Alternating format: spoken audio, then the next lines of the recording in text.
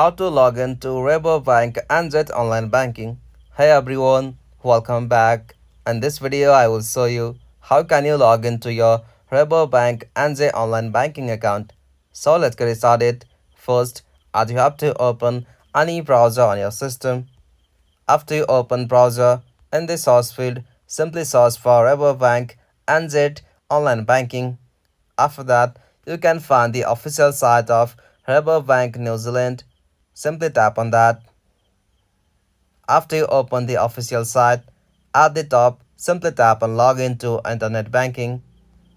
Now from here, choose the service like Online Saving or Agri Services. And from this interface, you'll have to provide your customer number. Simply provide your customer number and tap on Next. If you have forgotten, simply tap on Login in Help. After that, you'll have to provide your secure code or password. After you provide the correct currency, you'll be able to log into your Rabobank NZ online banking. If you found this video helpful, please make sure to like and subscribe for more tutorial like this. Thanks for watching. Have a good day.